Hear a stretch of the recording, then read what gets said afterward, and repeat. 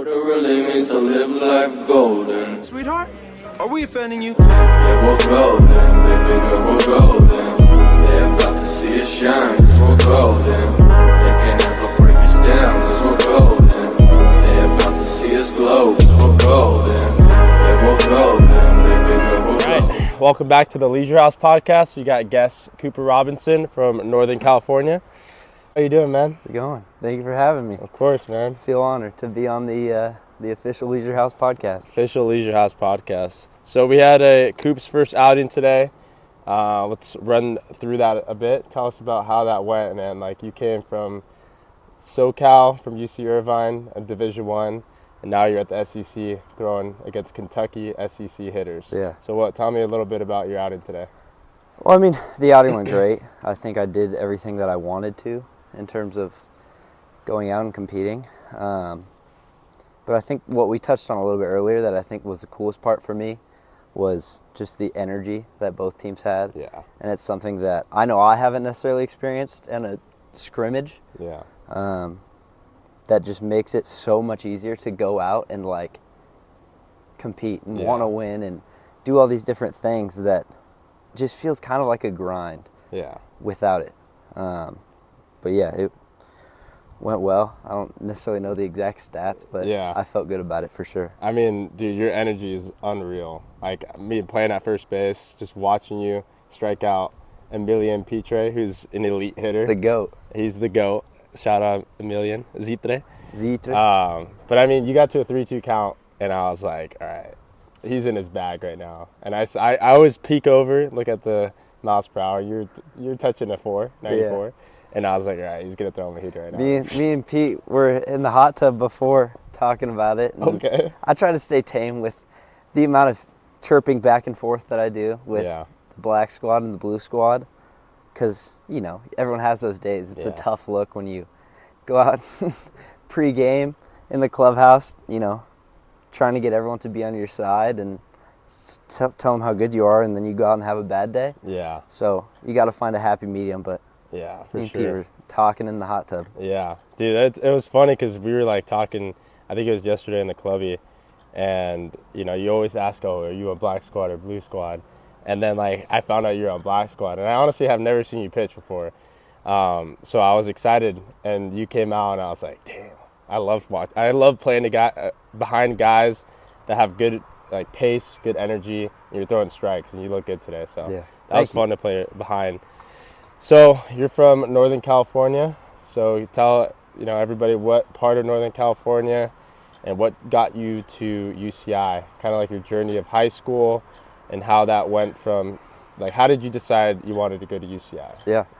Well, I'm from Folsom, California, but I kind of just claimed Sacramento because Folsom's like 45 minutes away. Yeah.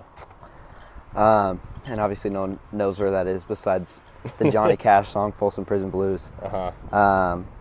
But I think a lot of people have different paths, and I think mine was very different and kind of a testament to kind of believing yourself when you really shouldn't. Yeah. I started off, obviously I played multiple sports throughout middle school, as a kid growing up, going into high school.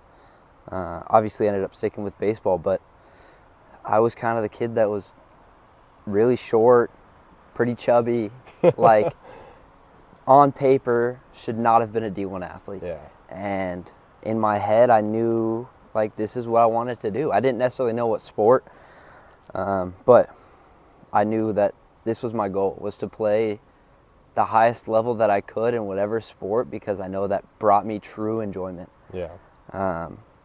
And so, but once again, as a freshman, I came into high school, I think 5'3", 5'4". Yeah. And it wasn't like a athletic 5'3". It was like, okay, not great, but it kind of shows, stick with it, right? Yeah. I'm now 6'4" and a completely different build because I kind of knew this is who I want to be. Yeah. But yeah, on freshman, as a freshman, I played freshman baseball, And not only did I just play freshman baseball, I didn't start. Yeah. I was like the backup second baseman, and I would get pinch hits at bats here and there, Yeah. maybe play first if they needed to play third, wherever. And then sophomore year, I played JV baseball, Yeah. and I wasn't. It's kind of the same story of I was never the guy. Yeah. Junior year, I think, would have been a little bit different of a story in terms of, like, I think I was a little bit better. I learned what a weight was and how that helps me. But that was my year.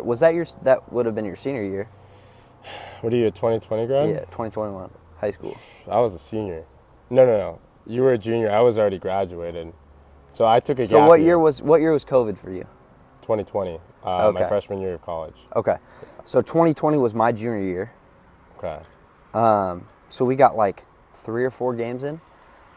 And like, I think at that point in time, it was kind of one of those things that I did well enough to where, like, those kind of, not scouts for like college teams, but like PBR and whatever, Oh, would like post you on Twitter. yeah. And to me, I'd like go home and see that and be like, I like show my parents, I'd be like, dude, I You're made like, it. I'm This is there. awesome. No colleges were talking, no colleges were calling. Yeah. But just to, I think, be like posted on it was some sort of like gratification. Yeah. And so junior year got cut short, and I think everyone has a different story with COVID. And I think mine was, that's the reason why I'm here, Yeah. is because of COVID. And I kind of made the decision that I have nothing better to do. We kind of talked about this earlier. I wasn't a big fan of like video games Yeah. or anything, where I think most people did. I had nothing better to do, so I was like, I'll just lift for 2.5 hours. Let me like get good sleep. Let me eat well. Do all the things that would help me get to where I want to go, because now I have all of the time in the world to do them. Yeah. So you invested in yourself when, at a time, it was really hard to like, what you didn't know what you wanted to do. 100%. Most people would just, sit around, play video games, Yeah. stay inside. Yeah. But you knew you had it. This was a advantage point for you. But this is where you're going to take control of your career. Exactly. That's a good point, because like I know a lot of guys that have, like, COVID hit, their careers went from here to here. You could Gave up, yeah. Gave up. But like you were like, all right, I'm gonna take this to the next level. So Yeah. that's awesome. Yeah. And I think a lot of that helps with the support staff that I had around me, in terms of like my family, Yeah. who, this is funny, but like we would go out. So it's me, my dad, my mom, and then my little brother, who's 7 years younger than me. So he's pretty young. But we'd go out, and they knew what I wanted to do. They didn't necessarily, like, I would tell them like I want to play D1 baseball, and they'd be like, okay, let's maybe think about like an NAIA. Yeah. So they would like take me to tours of NAIA schools and D3 schools, and I'd be like, Mom, Dad, I don't want to go here. Yeah. Like, I know where I want to go. But they would go out to the park with me and long toss, and like, That's awesome. so I would long toss it to my dad. He would throw it to my mom. My mom would throw it to my little brother. My little brother would throw it to me. And then you throw it. And then I'd throw Just it back. keep going. Yeah. Because at that point in time, I think it was like when everyone was scared of everything. And so I was like, well, I live with them. So Why not? so they would go out with me, and like, obviously that makes a world of difference, because without that support of your family behind you Yeah. to kind of go out and help you with whatever you could ever possibly need, Yeah. I think for me that was huge. And I know for my little brother, who's kind of going through a similar thing of Yeah. like, this is what he wants to do, that's huge for him too. Yeah. So Absolutely. like freshman year of college for you was when COVID hit. Yeah. What was that? That was a long time ago.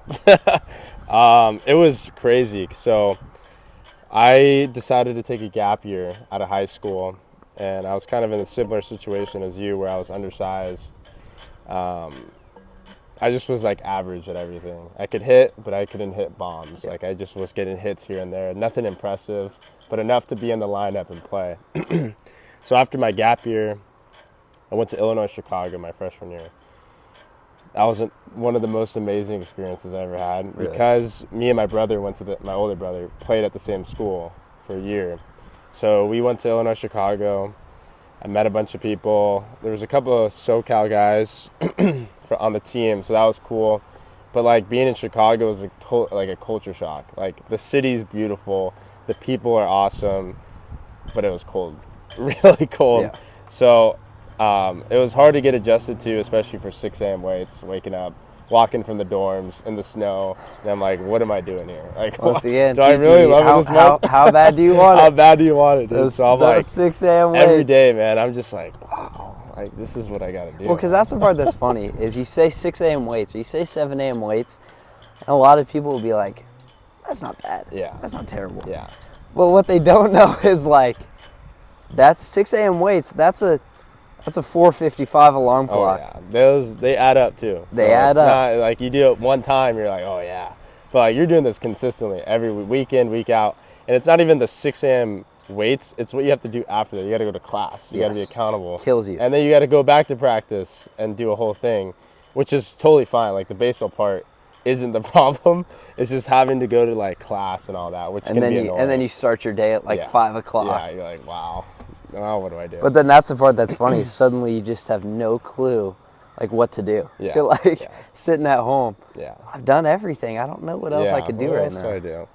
But that's when you come closer to your boys and you Yeah. start reaching out to people. And like, for me, it was interesting because during my gap year, I didn't really have all my friends had gone to college, so I'm the only one at home, and most of my friends were still a year younger. My best friend Michael Curiale, who's with the Cardinals now, we would hang out all the time. He still went to J. Sarah, and a couple of my other friends, we'd all hang out. But I was like working and I was like lifting, doing all this stuff. So when I got to Chicago, like I really hadn't been around like people for a long time. Yeah. So it was really important for me to like make good friends. And my team was way older. Like I'm like a fifth year, 23. Like these guys, there's about 10 of them. So it was like, it's funny to be in the, shoes Flipped in. Yeah, making Yeah. fun of them. Like, damn, you're old. Yeah. And now I'm like in the same shoes, so it's funny. But the fall was awesome, and then came home for winter break. It was cool. Like, oh, are you playing Chicago? Like, oh, it's so cool. And then came back, and I was a pitcher too, so I was a two-way. So I was 90, 92, sink, slider guy. That plays though. And I was playing. That plays. So then I was taking ground balls with my dad, and a ball like had rolled out, and we're doing like fast drills, so we're going in and out. And like I'm going to run to a ground ball, and I sprained my ankle like really bad. And I was gonna be out for like 3 weeks, 4 weeks. So I was like, all right, whatever. And then I go back to school. I have a sprained ankle, and so I'm throwing on my I can only throw on my knees, so I'm on my knees playing catch because I can't really like sit into my leg. Yeah. It was my right leg, and then it never really like healed properly, I don't think. And so when I went to go pitch, it was like my first start ever, and I go into pitch, and I hadn't hit like 90 in like a start ever because I never started before, and then first pitch is 90, and like I'm locked in, I'm just feeling good. 90, 92. 87 mile per hour cutter, like sliders. And I get to like my 30th pitch, and I throw it 91, and it literally, I'm not even kidding, started in like a 5 zone and hit the plate, and the guy swung through it. Okay. And I feel like a tug in my arm, and I'm like, oh, that's not good. So I kind of just like ignored it because you're a freshman, you want to, starting, you want to impress. Next pitch, I throw another fastball, swing, strike 3, same thing, swings through it. And then I just feel another tug, and I was like, all right, that doesn't feel normal. So then I just walk off the field, and I'm like holding my arm. My coach is like, what's going on? Like, I was like, I don't know. Like, I think I'm done.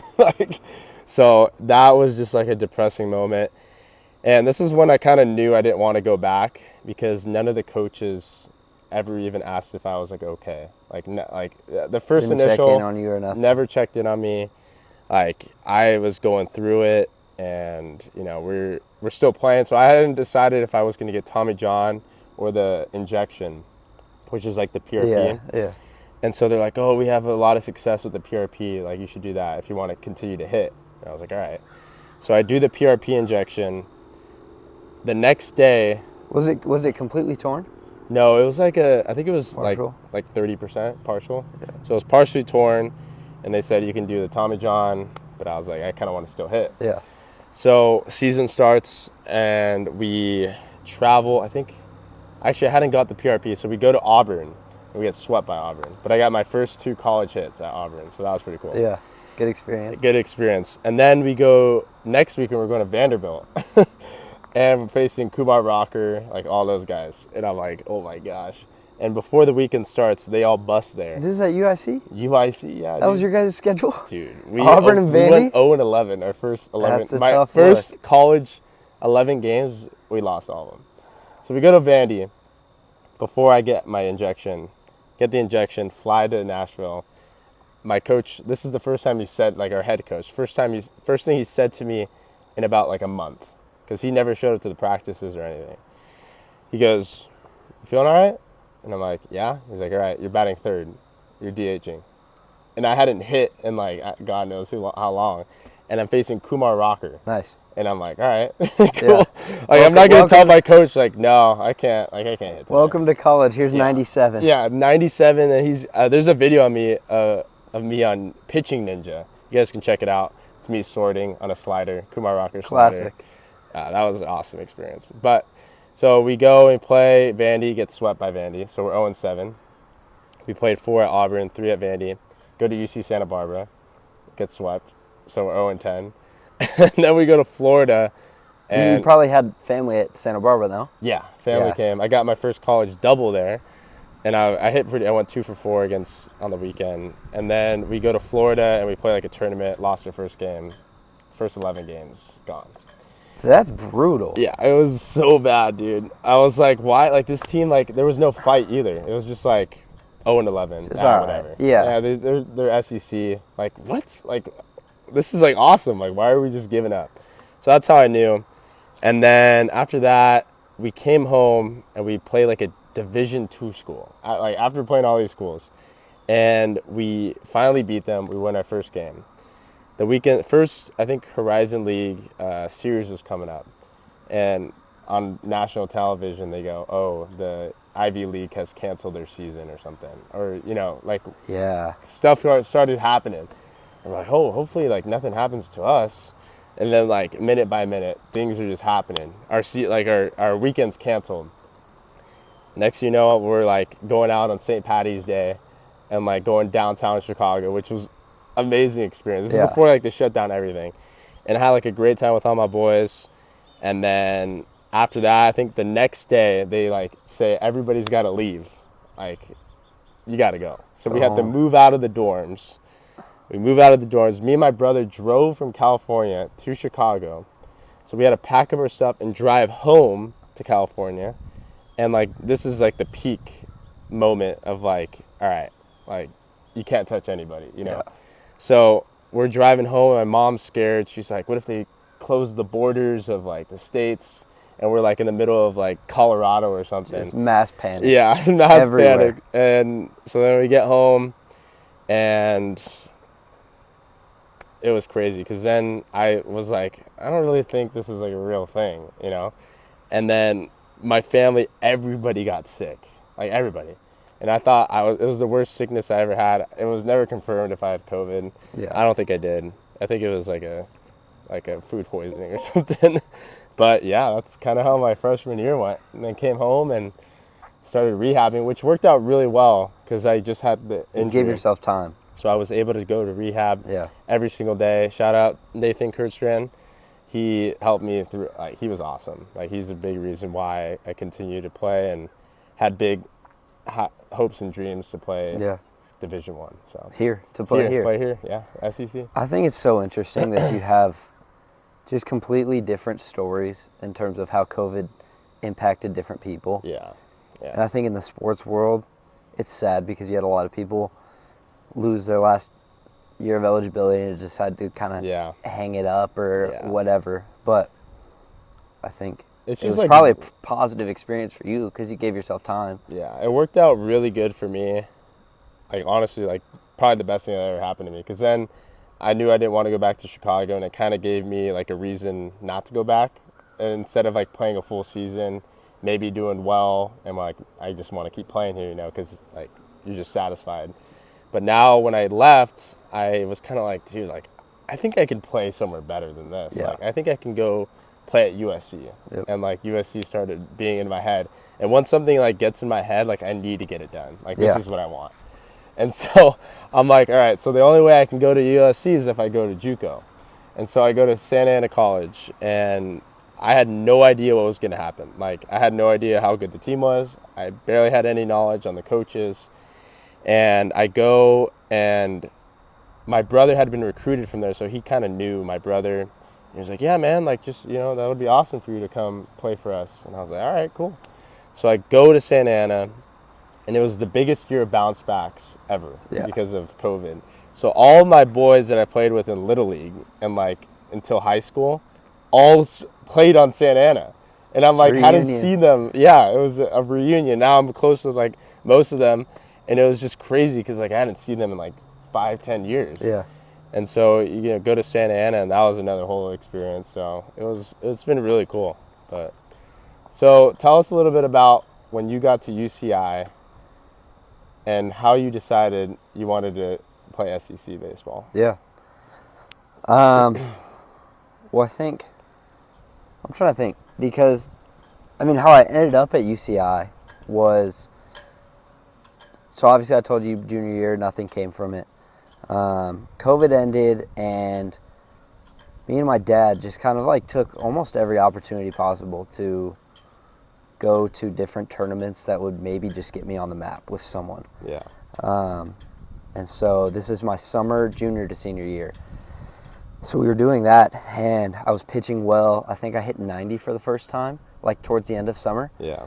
And so that was exciting because that's obviously a pretty big milestone. Yeah. And ended up committing beginning of my senior year to Irvine.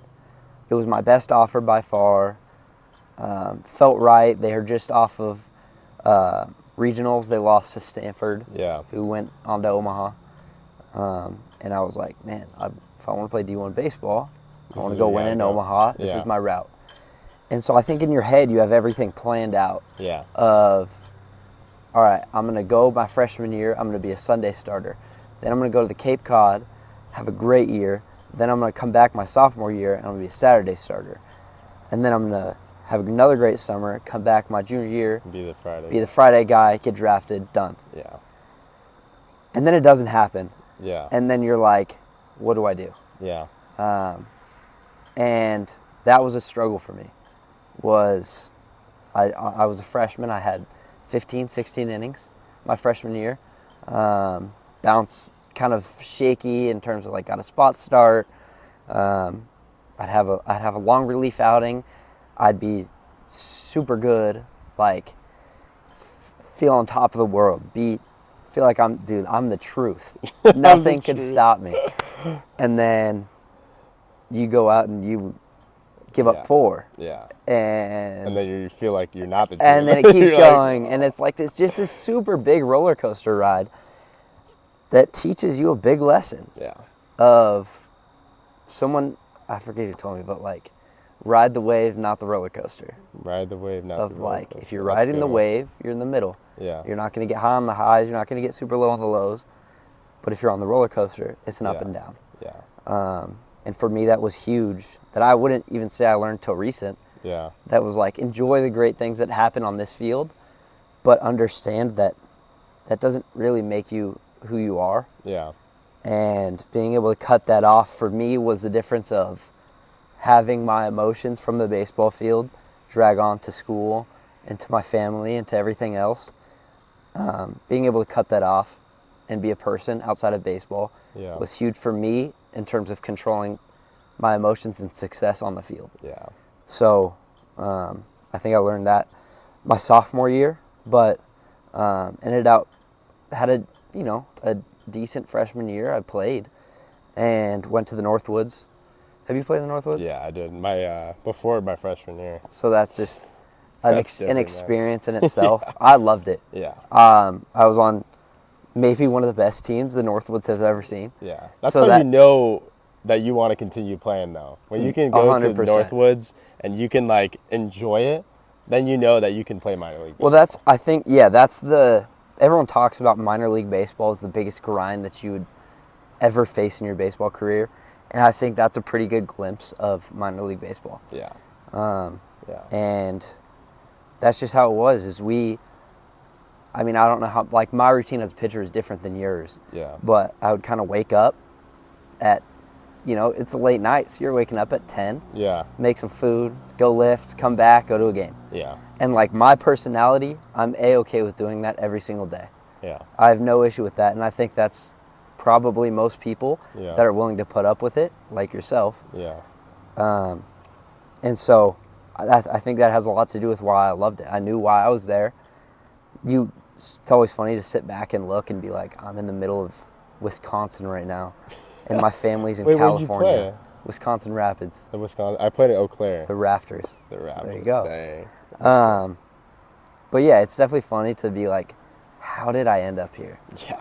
And you could say that about so many different, Yeah. so many different places that we play at. Like I could say that about Kentucky. I'm in the middle of Kentucky right now, Lexington. and I'm like, from what? California. Yeah. Like, how did I end up here? Yeah, it's crazy. It's funny because like when you're in the moment, when you're there, like when you put yourself back in Wisconsin, you're just like, it's the way that you thought about it when you were there versus when you're sitting here in Lexington and you're looking back. You're just like, wow. Like Yeah. I did that. Yeah. Like, it just like seems so far, like a long time ago. Yeah, you're And, so like, far removed from it. Yeah. But in the moment, sometimes you're probably like, dang, like this sucks. Like, Well, this you know- day is, You know your purpose. yeah. And so for me, knowing like this is why I'm here was my like, okay, now I just have to do it. Yeah. And I would just get my enjoyment from being at the field. It makes it easier because I only had to throw once every 5 days. Yeah. So those other 4 days, I could have fun. Yeah. Just hang out, what which you want- do what you want. your experience is different because you're playing almost every day. But it was awesome. And I think that was my first experience of playing. So did you ever play in Madison, the Mallards? No, I don't think we did. I didn't play in Madison. So we played Madison. They were in our division, so we played them a lot. But that was my first experience of playing in front of like 10,000 people. Yeah. And they had like stands all the way around, huge. And that's just what people did, is they went to Yeah. Madison Mallards games. Yeah. And I'd never heard of them Yeah. ever. And then you show up and it's true. And you're just like, okay, this is awesome. Yeah. This is, I guess, your first glimpse at like, okay, this is what the SEC is like. I want that. Yeah. And Didn't you feel like a celebrity too? 100%. Like, all the little kids coming up to you like, "Hey, give me a ball, sign my ball." ball autograph, Autographs. 100%. Like you just feel like the love from the people that come to those games. Yeah. And you're just like from California and you're in the middle of Wisconsin. Yep. And you're just like, these people don't even know who I am. Like honestly, in reality, we're like not that great for them to be like, oh yeah. Like I'm not like Mike Trout or something, but like I felt like it when I was there. We're all They're the like, same oh, people. Cooper, or like Nick. And they just like want your, like they just love baseball and they love the guys that come through.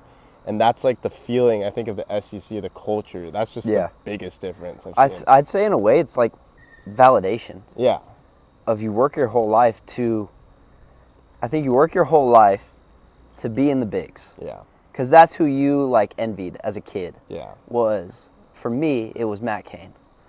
He pitched for the Giants, and it's like, Yeah. you like probably kind of know Matt Cain. Yeah. but Oh, like, I know Matt Cain.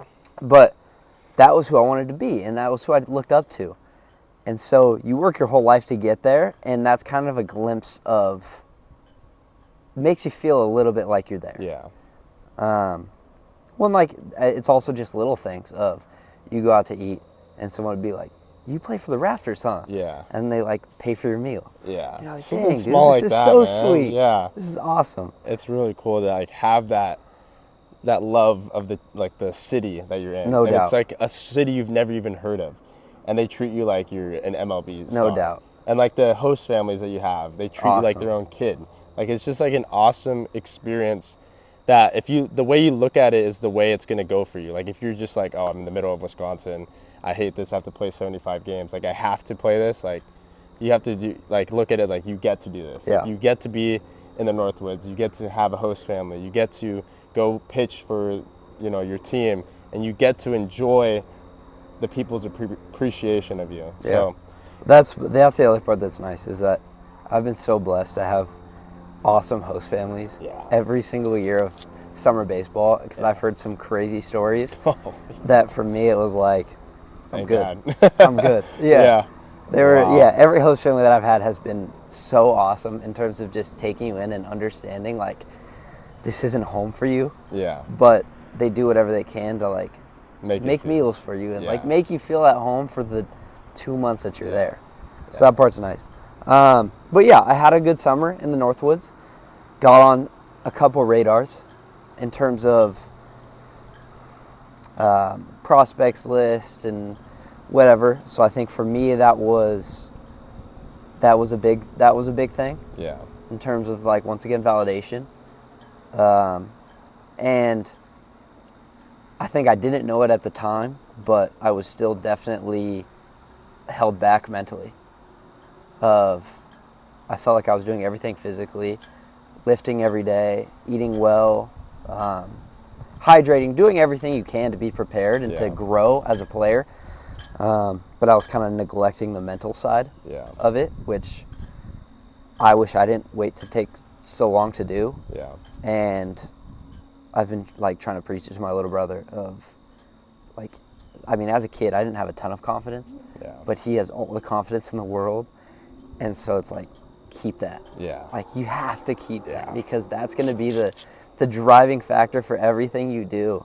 And I think for the kids who are listening who, like, don't necessarily know where to start, it's like, you got to believe in yourself. Yeah.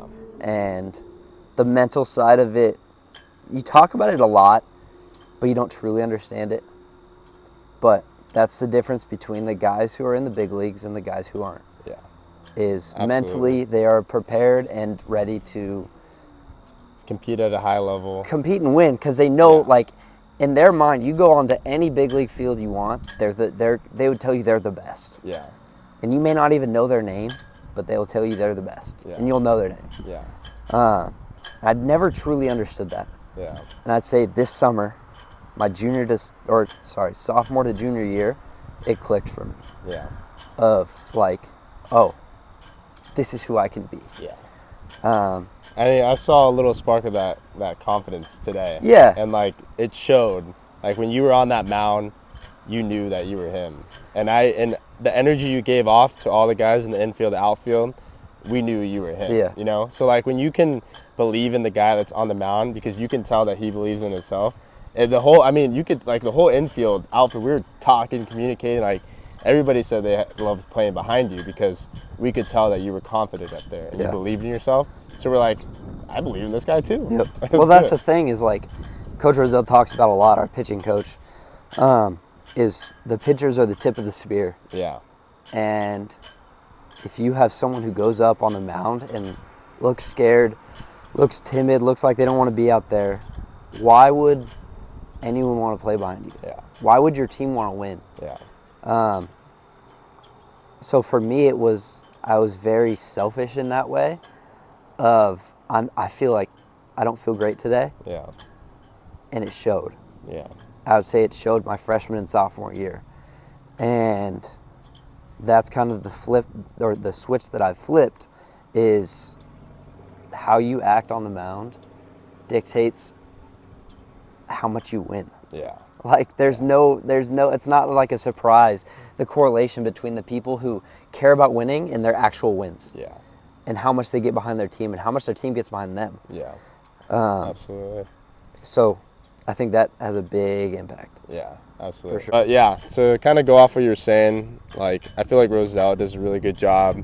Like, today we saw a bunch of different guys throw, and, you know, the energy you had, not all of our guys had, but he did a really good job of making sure that they knew that what they were struggling with. Yeah. And we all, like, could tell that the pitcher was struggling, And you could either go two ways. You can just be like, oh, I don't care. Like, let him just figure it out.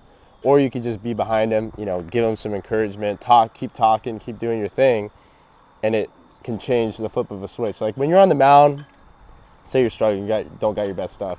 You, like, walk a guy or hit a guy, and, like, you just, like, feel like poop. Yeah. And nobody in the infield is doing anything, and they're just standing there, just kind of like, all right, well, hopefully he figures it out. Yeah. Like, this sucks. Yeah. Like, how does that make you feel when you're pitching? It's nothing that you can, like, it's nothing that you can describe in a way, because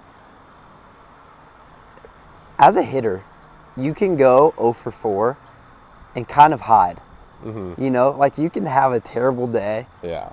and not necessarily get, like, pointed out by the crowd of, like, this guy sucks.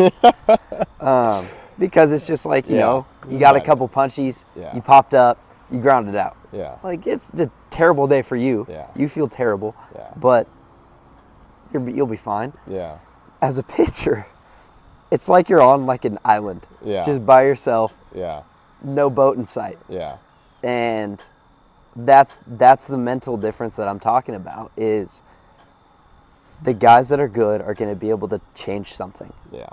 I hate the word searching, because I think it has, like, a correlation to being lost. Mm-hmm. But the guys that can, like, find it in them to make a change as quick as possible are the ones who are really good and play the game for a long time. Yeah. And as a pitcher, obviously, there's an out. They can bring someone in from the bullpen. Yeah. But it's sometimes a helpless feeling. Yeah. And every pitcher's gone through it. Yeah. But it's how fast you can make that adjustment on your own to be able to say, all right, as a starter, look, I started off the first inning. I gave up a 4 spot. Terrible start. Yeah. But how much does it help your team when you gave up a 4 spot and then you figured it out, whether you're in the dugout talking to coaches, talking to guys what they saw, or warm-up pitches, whatever. Sometimes it takes one pitch to figure it out. Yeah. How much does it help your team if you give up a 4 spot and then go 5, 6, 7 shutout innings after that? Yeah.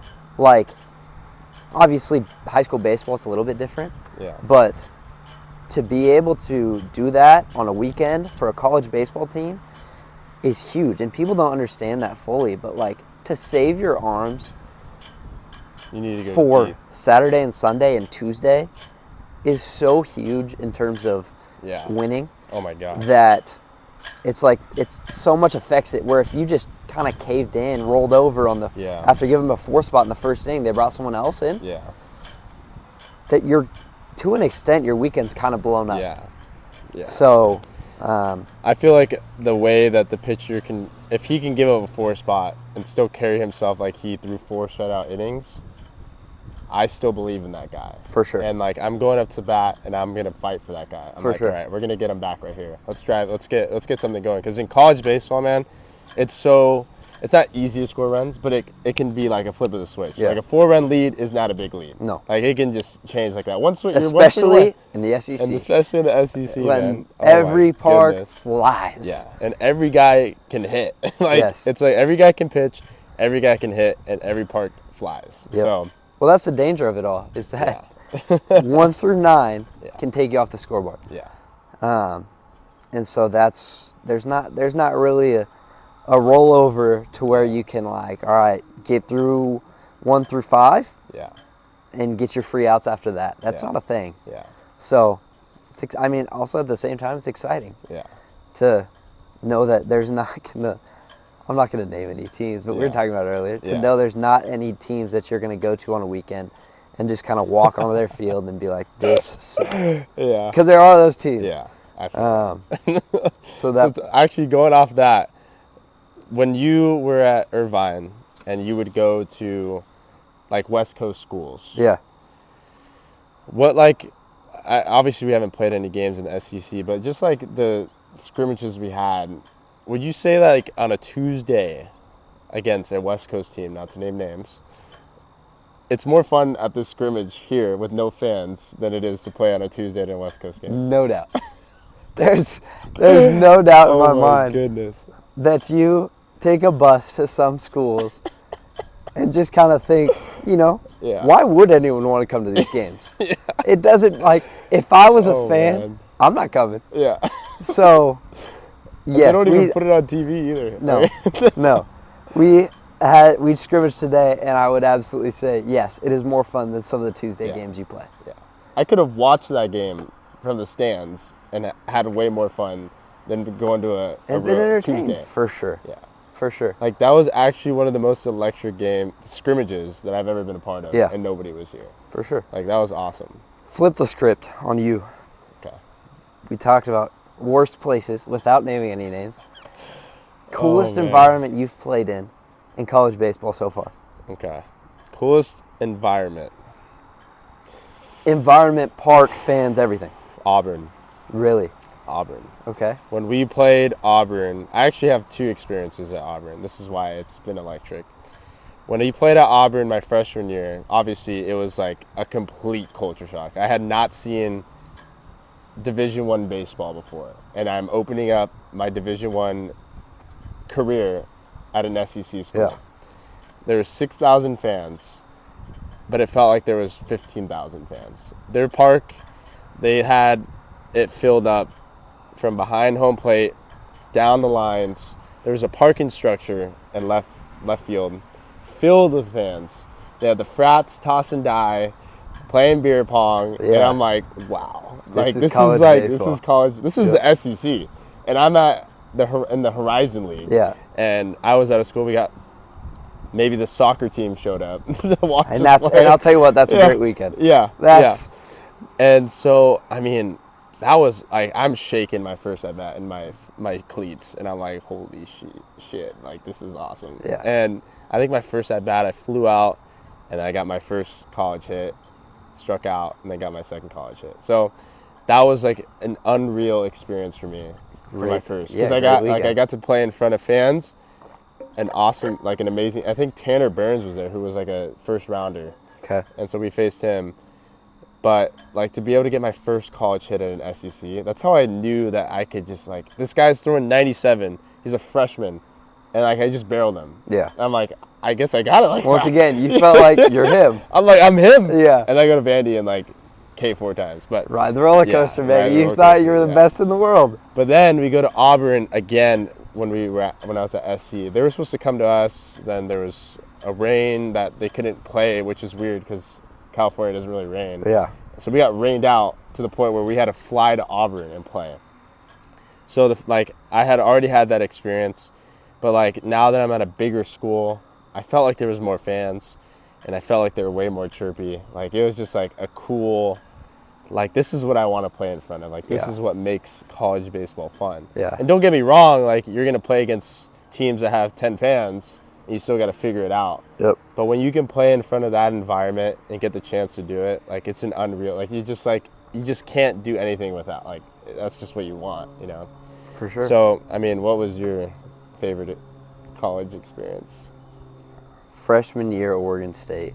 Oregon State, man. They got That- it over there. That was, I don't think, Was that 22 for you? yeah, 22, spring of 22. I don't think it was my first series. We opened up at Louisiana Lafayette, which was also awesome.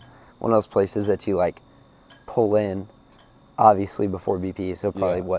3 hours before game time. Yeah. And there's fans tailgating and all that.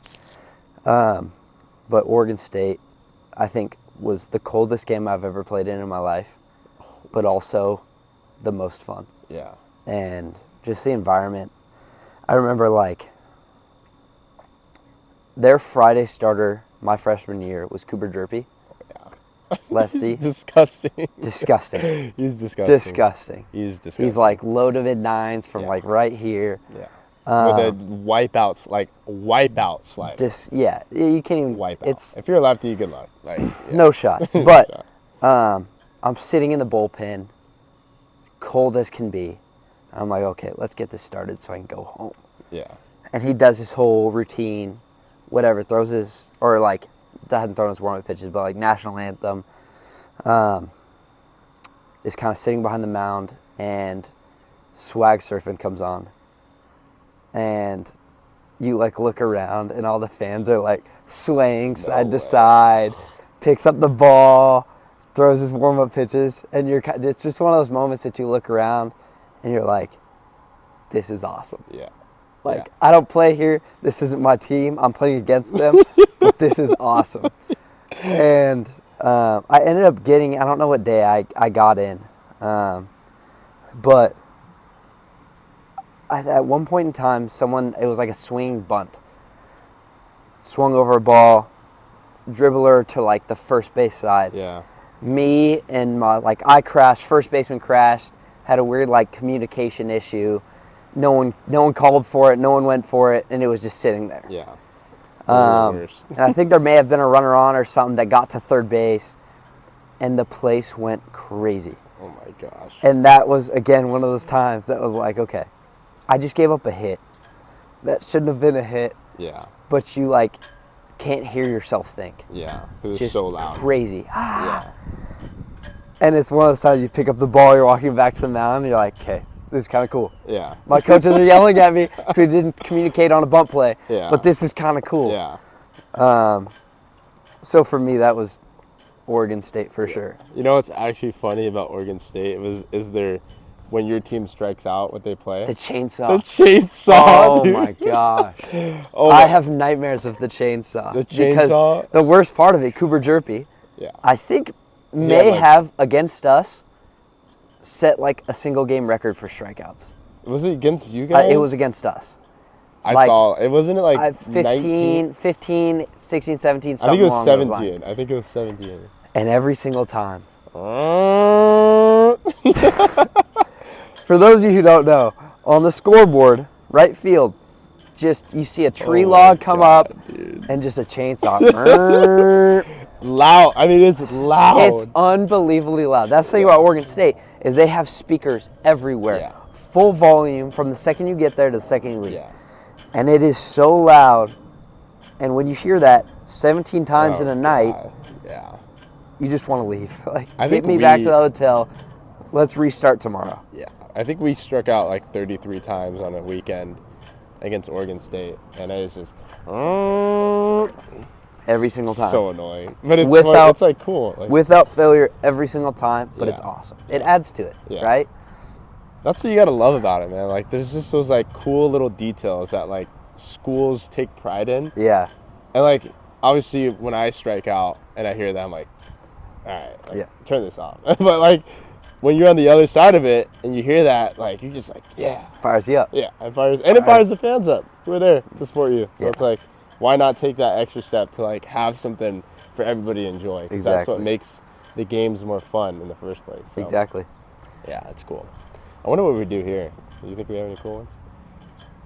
I don't know. I'm excited to hear. I don't know. I hear him always talking about every time they hit a home run, the announcer comes on, and I think he says something along the lines of like, "That's another big blue bomb." Big Blue Bomb. That's so awesome. that's pretty cool. Yeah. So we talked about some West Coast baseball. So why do you, in your opinion, the best players are from the West Coast? Yeah. And everybody's been saying that for a long time. Yeah.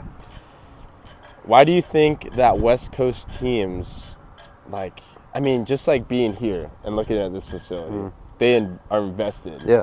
in the players. And you go to any school on the West Coast, besides, I mean, maybe Oregon State, even they're like compared to here, it's not as nice.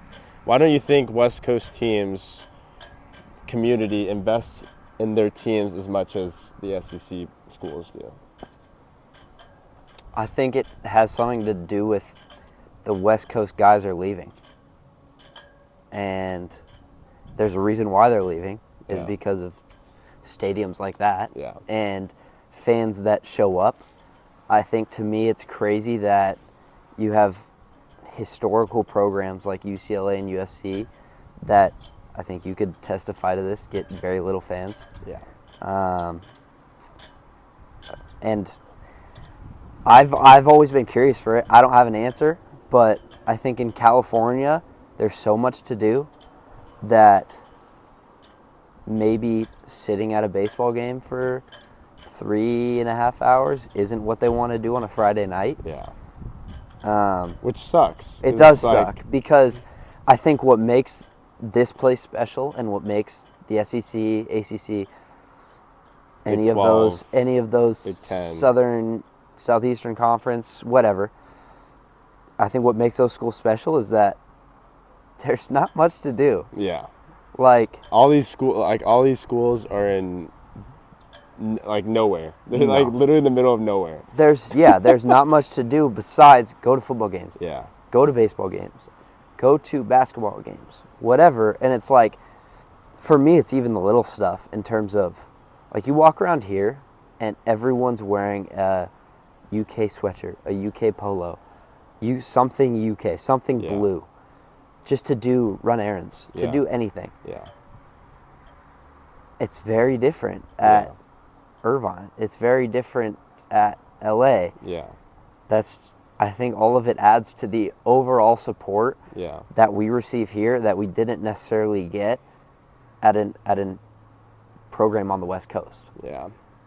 And it's weird to think about because USC is historically the best baseball program It's crazy, in history. yeah.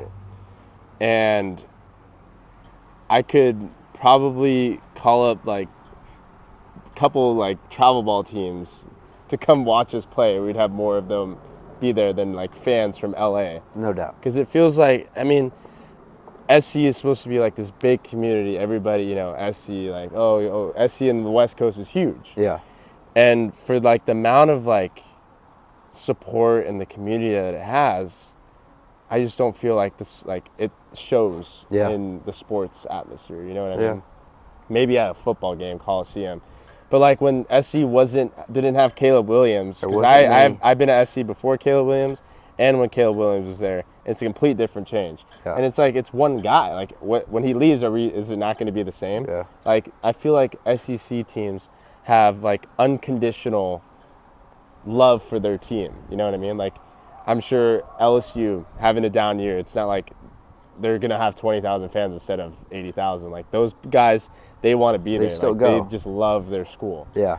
and it doesn't feel that way at SC Yeah. or maybe Irvine too. Well, and I think that's the pull for the West Coast guys that are considered the best heading to the SEC. Yeah, I think you can throw in some crazy numbers that you've heard for NIL and whatnot, but like, take all that away, why wouldn't you want to come play in front of 6, 7, 8, 12,000 people Yeah. on a Friday, Saturday, Sunday? yeah, Like, compared to where? Where else are you going to get that? You can't.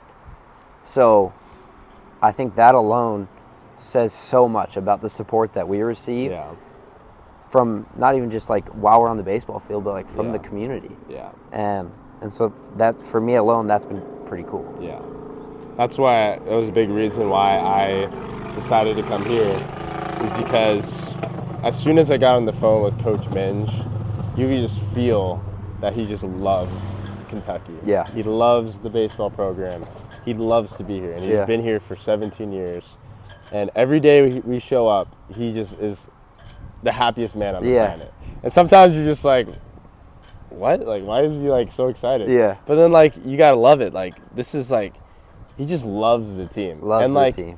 everybody loves each other, and it just feeds off that. There's sometimes where he's so nice and so energetic that you think it's fake. Yeah. And then you really think about it and you're like, this guy He's so genuine. loves Yeah, Kentucky baseball. he does. And I think it speaks volumes to like, it's really easy to buy into a team with a guy who's running it that Yeah. loves it that much. Yeah. And I don't necessarily know if you could say it about many programs, especially now with a lot of coaches Moving moving in and out. Yeah, in and out. And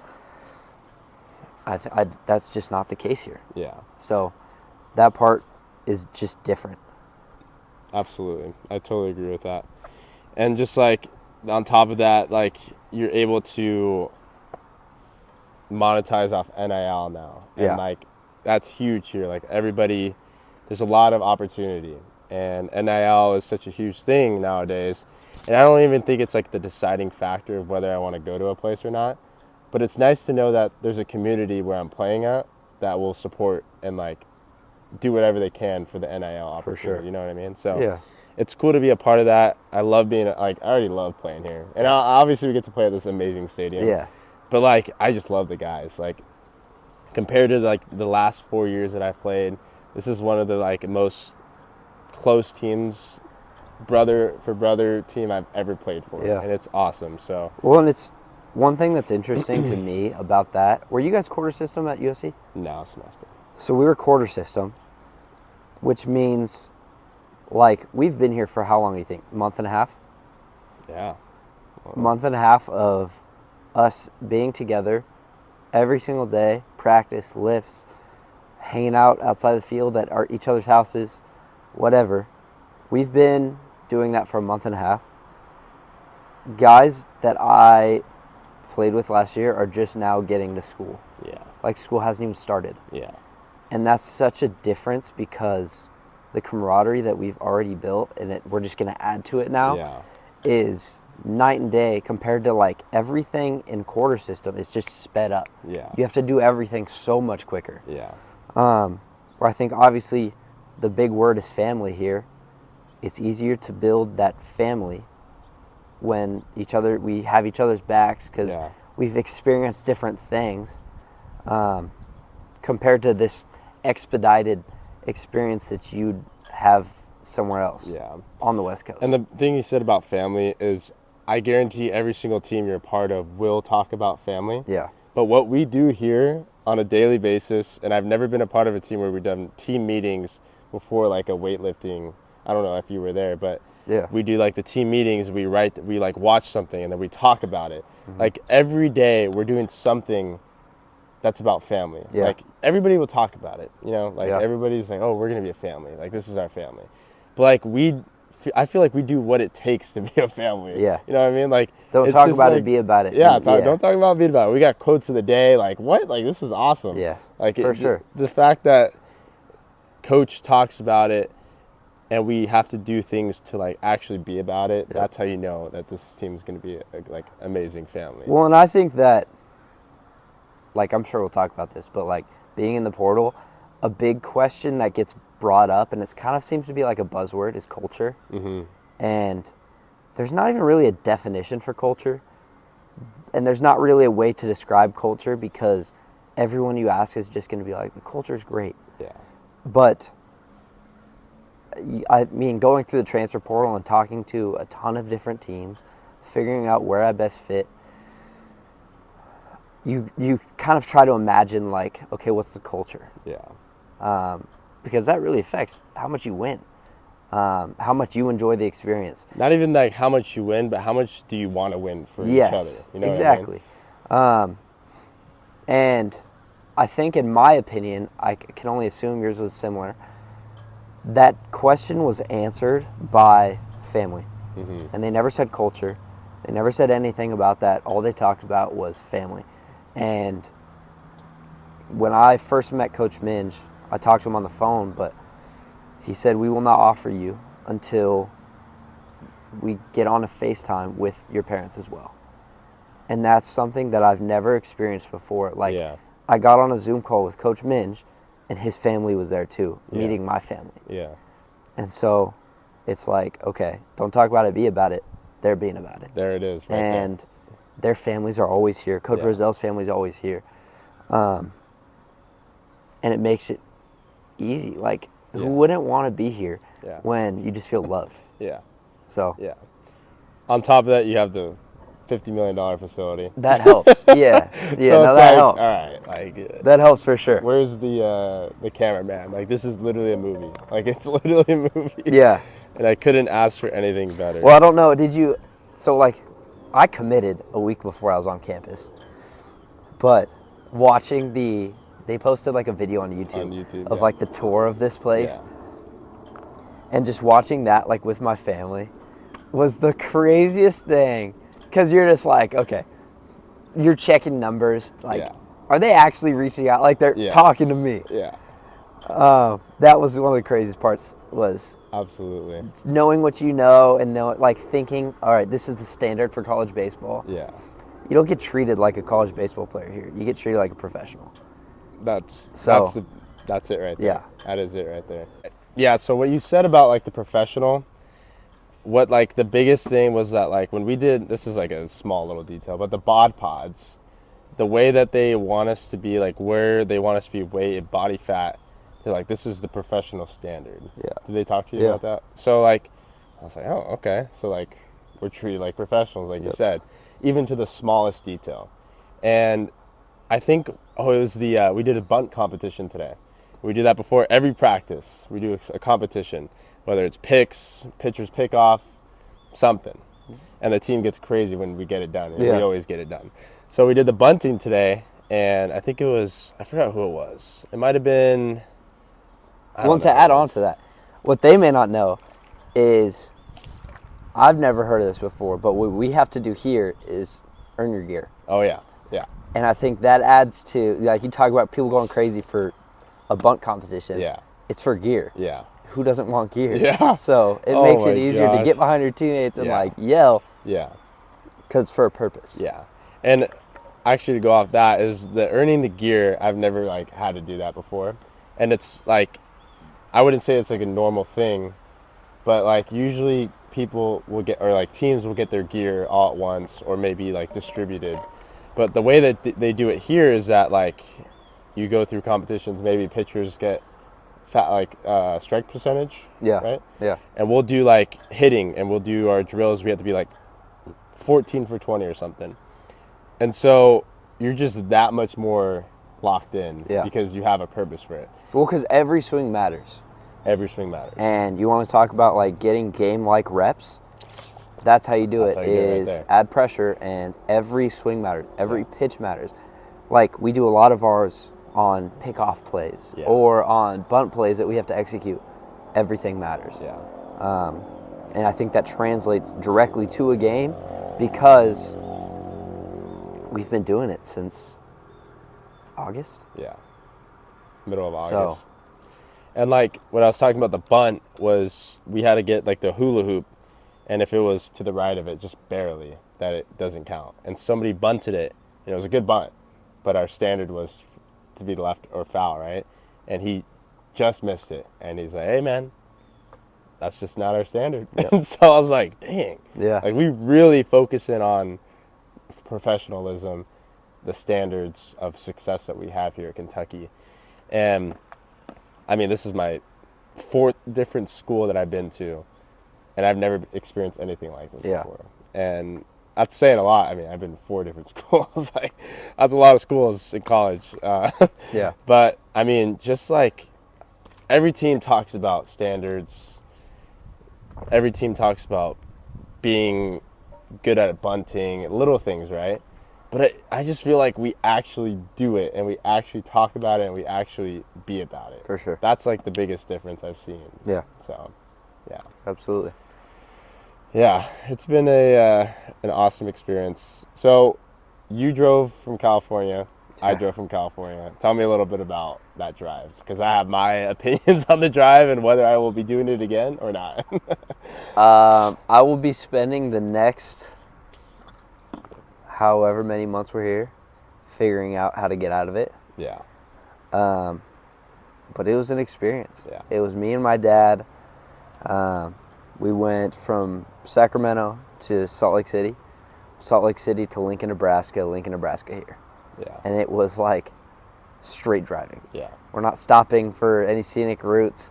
We're not doing anything. We're also driving through the middle of Montana. Yeah. But Because you're from the top, so that's yeah. like, I've never driven up there before. I was kind of a straight shot. Straight shot? Yeah. Okay. Because you had to go up a little bit. Yeah, I went this way. Yes. Mine was pretty much a straight shot. But it was fun. It was an experience. I figured out, in times of boredom, you got to find out how to be creative. Yeah. And I figured out how to lay my seat back. I took off the headrest, laid the seat back, so that I almost made like a little bed Yeah. with the front seat and the back seat, Yeah. and I felt like a genius. I've never felt that smart in my life. That's awesome, dude. And I did that, and just kind of looked at my dad, and I was like, "I'm smart. Peace. Yeah. I'm going to sleep. I'm going to sleep." That's awesome. So it made it a lot easier Yeah. to just kind of kick back and relax. And then my dad would get tired of driving, and I'd be like, all right, so then I Gotcha. drive. Throw it Yeah. in cruise control, baby. Yeah. But So, like, when you drove, were there any point where you were driving and you were just like, man, like, I literally could just fall asleep right now? yeah, Like, you could just be like, all right,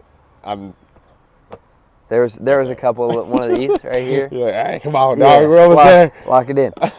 Lock it in. I think the worst is when you're, like, driving and you feel like you've been on the road for, like, 6 hours. And you take a look at the Look map, at the phone. and you're like, I've only been driving Terrible. for 37 minutes, and we still got 8 hours. That kills you. That I tried kills not to you. look at my phone, I'm not gonna lie. Like, if I looked at it, I, like, kind of blurred out the time and just kind of like, all right, do I have to make an exit here? Yeah. But honestly, like, my drive, I went through Albuquerque, New Mexico, the top of Texas, like the tip, through Oklahoma City, where I stopped to see my boy Marcus and we did the podcast. That was my first one, which is really cool. And then I went from Oklahoma City to Kentucky. So this is podcast number 3. This is podcast number 3. Nice. Yeah. So we're just getting started, man. This is gonna be That's fun. awesome. So, I mean, the worst part of my drive was from when I left Marcus's house and I drove from Oklahoma City to Lexington. I'm not even kidding you. I drove, like, imagine staring into that sun right now. Take a look. Just I swear on my life, I was looking at the road in front of me and could not see anything else. And so, you know how you see the dotted lines? Yeah. The lines? That's literally what I was looking at. I could have I had no idea. I just was driving looking, at the sun. It was like a hill like this. And so when I would go down, the sun would be out of my eyes. Come Yeah. back up, the sun's literally, like, this is unsafe. Like, Yeah. how did they build roads like this? And I was like, bro. And I did it for an hour. That was the worst. I was like, all right, 15 minutes goes by. All right, maybe it's got to be. To make me turn left here or something. At any point in time, that drive could have just gone south. It could have gone Yeah. south, and I probably wouldn't have been in Lexington. But it was a really fun experience. It was something that I've been wanting to do. It's weird because every time I've driven to Chicago or back from Chicago is with my brother. And, like, I just wanted to, like, feel accomplished. My dad wanted to come with me. Yeah. My mom didn't want me to do it by myself. But it just felt like I needed to do it by myself. Yeah. And I'm 23, and I was just like, I just don't want my dad to come with me. And I know it would have been probably better just to, like, be able to, like, sit back and, like, chill. But I just felt like I needed to do it by myself. And I felt really good when I came here. Yeah. And this is actually when I knew that this team was different. When I pulled into my driveway, Grant Smith, my roommate, Emilian, Waldy, Folly, and James were at my house already. And I'm like, hey guys, like, meeting them, like, everybody, I'm excited. And everyone's like, hey man, can we help you Do with you your need help? stuff? I got the same thing. I was like, nah, it's all good. Yeah. And so, like, they walked to my car and I, like, opened it. And I was like, honestly, like, let me, like, if it doesn't, like, hey man, yeah. They're taking my stuff into my room, which is upstairs. And, like, I got it done instead of me doing it probably 45 minutes. Yeah. They did it in 5 minutes. And it was honestly, like, the biggest flip. I was like, I love these guys. Like, this is awesome. That was the biggest, like, green flag, I guess you could say. Yeah. But, like, I was just like, wow. Like, I honestly, my team, like, I just could not see that happening anywhere else before. I was definitely blessed with the fact that I played summer ball with all the guys. So it's not like I was coming into a house or a program that I knew no one. Yeah. But it was definitely nice to pull up and see the guys that, like, you spent a whole summer with already. That's awesome, man. That made it really easy. That's cool. Yeah. That's really cool. I think for me, when what was it? Because, like, I had no idea who was on the team. And every team that I've been a part of, I went into it kind of blindfolded. Yeah. I didn't know what to expect, especially when I went to SC out of JUCO. Like, I just did not know what to expect. And, like, you just got to stay true to who you are, you know, like, all right, this is what I do. And the biggest thing that, like, I've learned is that it's so easy to do what everybody else does. And if everybody else isn't doing the right thing, then you kind of fall into that line, you know? Yeah. Like, if your team doesn't go do extra work, you're going to find yourself not doing extra work. Guys here, like, or live in the cage, Everyone's here. live in the locker room. Which also, why wouldn't you? Why wouldn't you? Why it's wouldn't you? beautiful. It's awesome. You got everything. You got the hot tub. It makes you got the it ice so tub. much easier. Yeah. And just like having that culture, that family of like, hey, like we're just gonna go hit. We get to hit on the field. Like I hit with Eli last night, who hit the game-tying home run today. Like, haven't really talked to Eli that much. He's a great kid. Like, Yeah. He's gonna be really good. And like I hit with him last night, and like he's kind of shy, doesn't really talk much. But like when we did the mic'd up hitting, like I got to see his personality a little bit. Exactly. And then when he hit that home run today, I was at first base. I just watched him. He's Right in. when he hit it, I was just watching him the whole time. And he was just like, yeah. Like he was He's fired in. up. And I was like, dang, like that's what I want to see right The there. best part about that is, I think the pitch before that took a fastball down the middle. And me being the idiot I am, said to him, I was like, I remember you I told like me this. yelled out, man, I hate fastballs down the middle too. Did he Just a peeked classic, over, right? just a classic chirp. Yeah. Ended up saying that, looking down to Mason, who's at first base, and I was like, man, there's a guy who just looks defeated. Just defeated. Okay? Oh, I was man. so confident in myself. 2 outs, up by 2, runner on first. I think 2 strike. I think it was like 2-2 count. It was. Yeah. Look back, home run. Watched Like, it go. He skadooshed that one. Like, I I'm was like, telling you, he hit that ball, stared directly at me. No, he didn't. Stared directly at me. Rounding first, like running this way. I'm back here. He's like rounding first, just staring at me. Wow. And I was like, that's awesome. Like, Yeah. that's the stuff that you want at inner squads that make people invested in you. Yeah. Yeah. So that was funny. Like, once again, got to see a little personality. Yeah. A little bit of okay. I feel heard it. Yeah. And here's my response. Yeah, that was awesome. And I feel like a lot of freshmen, they're timid. They're kind of like in the new environment, and you're in the SEC.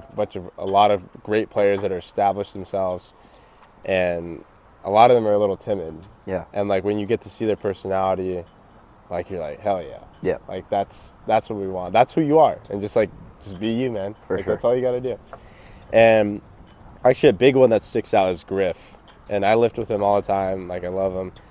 But when he told me, so he got thrown out by Devo in our second inter-squad game. And he comes back, and he looked like, no way that just happened. What just happened? Yeah. He tells me that he was 34 for 35 in high school in summer stolen bases, which is insane. Because I've stolen maybe 3 bases my whole college career. Yeah. Yeah. And so for him, I think when he got thrown out, he was just like, bro, It's a what? little welcome to the SEC. Welcome to moment. the SEC. And after that moment, I've kind of watched him on the bases to see what he does. Yeah. Like he's like timid. Like Yeah. he doesn't want to steal. He doesn't take like an extra base. And so I was telling him today, I'm like, dude, like, it doesn't matter. Like, who cares? Like, first of all, it's an inter-squad game. Second of all, you get to steal, and if you get thrown out, you get to go back. Yep. But I feel like he's at that moment where he could either go this way or this way. Yeah. And he's a good enough player to go this way. And so I think this is like a moment where you got to, maybe me as a vet or someone else be like, hey, man, like, you just got to keep going. Keep going. But also, that's the difference in this team. Yeah. Is that, like you say, he can go this way or this way. I think, unfortunately, there's a lot of college baseball programs that have guys that wouldn't mind him going this way because maybe it means they get more at-bats. Yeah. And maybe him going this way means they lose their job. Yeah. And so I think that speaks volumes to, like, who you are as a person. It Yeah. speaks volumes to who this team is, like, our culture. You want to bring that up again? Yeah. Of you're going to go out of your way. It like the opportunity wasn't even presented to you. You went out of your way Yeah. to be able to say, dude, that's not who you are. Yeah. This is who you are. Go be who you are. That's why you're here. Yeah. Why are you changing now? Yeah.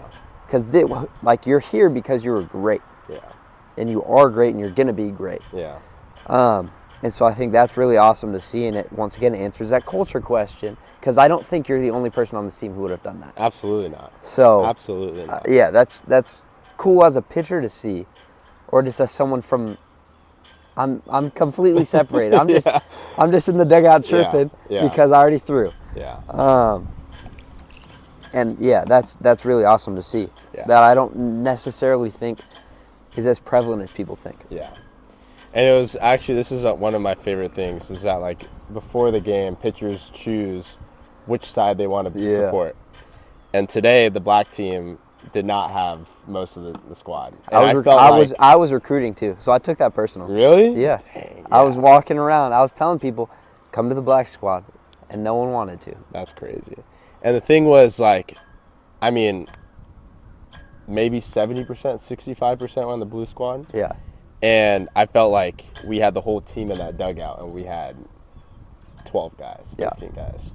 And that's just the difference of, like, hey, we're outnumbered, but we're still, like, this is our, like, we're going to win this game. Yeah. And I'm not going to lie, that whole game, it was a close game. I felt like we were up by 10 runs just because of, like, the energy easy. we had. Yeah. And, like, it sucked that we ended up tying, but, like, it was a fun game. But it felt like we were in control the whole time, where we had 12, 13 guys, and they had, like, 22 guys. Like, Yeah. It was crazy. Well, I hate to keep bringing it up because it feels fake at some point, but, like, I think that's a part of what's also just different and cool about this coaching staff Yeah. is celebrations and energy is encouraged. It's not only like they're not just okay with it. Like, I struck out the first batter of the game or the second batter of the game, and I was amped. Like, yelled something, I was fired up. Yeah. I don't necessarily control that, but if you're in a program that doesn't want that in an inner squad or doesn't want that at all, That changes your whole outing. it changes your whole outing. Yeah. And it changes how much energy you have, how much energy the guys behind you have. So to get that, to have the freedom to do that and, like, play with passion, Yeah. not only does it sell tickets because it Yeah. makes baseball fun, Yeah. but it also just, like, makes it fun for you. Yeah. Why wouldn't you want to celebrate something that you just did well? Yeah. And the fact that you're doing that at a scrimmage where there's nobody there, like, that energy that you bring sure. when there's no one here, I can only imagine if this was a super regional with 15,000 fans, how Yeah. amped you'd be. So that's why I get fired up, because I'm like, guys that get fired up now, like, there's no one here. Yeah. And they're not doing it to That's impress just anybody. that's just baseball. That's just like, we're having fun. Like, this Yep. is like our team. Yeah. And like, when there's going to be 15,000 fans when we're playing against Ole Miss or Vanderbilt, I have no doubt in my mind these guys are going to continue to do what they did in the fall, or even more. So Yeah. I think that's just another thing. And the SEC, like, thing is, like, it just means more. Yeah. And like, I was talking to Grant about it, and he was joking, like he's like, yeah, when I was at like UT San Antonio, like, I thought it was like weird, like, it just means more. Like, what does that even mean? And I was like, honestly, like, when I first got here, I was like, what does that even mean? Yeah. Like, it just means more. It's everywhere. It's Yeah, right it's there. everywhere. It's in our bullpen, visitors bullpen, like, it's just everywhere. And like, it just means more. Yeah. Like, it just means more. There's not a description for it. There's Yeah. just not. And It just means more. it just means more. It That's all does. it is. So we talked about a video that you showed me at was that the Aha. Cape Cod? No, that was in the woods. In the woods. With the Okay. Raptors. So in the woods, you had, it was your 7th inning, Yep. correct? Were there runners on? I think there was. No. No No. runners on. You're throwing a gem. Yeah. And it's your last guy you're facing. Yeah. From that, like, from when you got to the field to that moment, like, walk me through, like, how you prepared yourself and how you were ready for that. So, like, a little bit of background is we had, like, one of the craziest seasons that I've ever been a part of. It was once in a blue moon, we lost a game. Like, consistently on 10, 11, 12 game winning streaks. Yeah. And this was this was to go to the semifinals. So semifinals and the championship. But it was a 3-game series. This was the 3rd game of a 3-game series, winner go home. Yeah. And so that just kind of shows you, like, the game meant a lot. Yeah. A little more background is in the Northwoods, you play for so long that not a lot of guys leave because they have to go to school. Yeah. So our bullpen was dry. We had nothing. And so it was kind of like, here's the baseball. We need you for a lot. Yeah. So I'm like, okay. So I went out and I was throwing really well. Came into this 1, 2, 3, 4, all went pretty smooth. I think I gave up 1 run in total. Went out for that 7th inning, and this was no matter what going to be my last outing in Wisconsin. Yeah.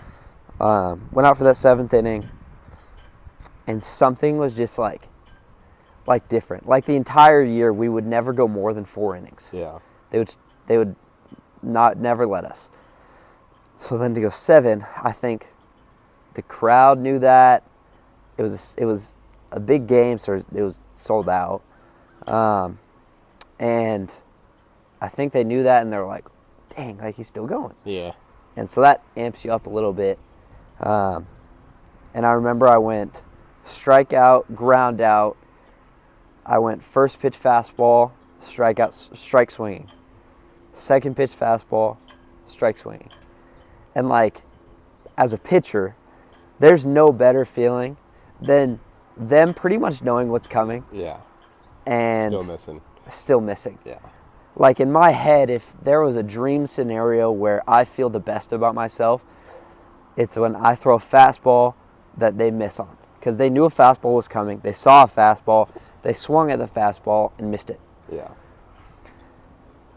And that's what happened is I just went 3 straight fastballs that like I'm sitting up there waiting for the catcher to call it. I'm like, call fastball or else I'm shaking the fastball. Yeah. Called fastball. That fired me up because he knew he wanted it. Went, threw it, swung and missed. Oh, man. And I was just amped. Like, you know when you black out, those moments when you black out, I was amped. Yeah. Like, and screaming. We got to clip this. We're going to clip the video so you guys can see how amped he was and how amped the announcer was. Yeah. Like, like he showed me the video. It's awesome. Like, it was awesome. Electrifying. I mean, it was awesome. Is Donovan Brownell against still warming up. 0-2 delivery home. Ring him up! Cooper Robinson. One of the most magnificent performances you'll ever see on a diamond, ladies and gentlemen. 7 innings of 1-run baseball. He's given the Raptors a chance to advance to the second round. Heading into the stretch, the Raptors lead the Woodchucks 7-1 here at historic Witter Field. You went 7 innings, and then, like, you still had all that energy. Like, that's awesome. Well, and then I think the part that was cool, too, was I came out of that inning, and then I got pretty close with our pitching coach. And he was like, all right, you're done, but we're going to send you out for one more hitter so that we can come pull you and you can get, like, a standing ovation. Yeah. And for me as that's an unreal. For me as a competitor, to know that, like, the coaches respected the need for a win there, how big the game was, and also, like, how well you did, to send you back out just for one more, to go onto the mound to let you walk off to a standing ovation was That's awesome. And that just kind of shows you, like, how bought in the fan base was. Yeah. That they cared.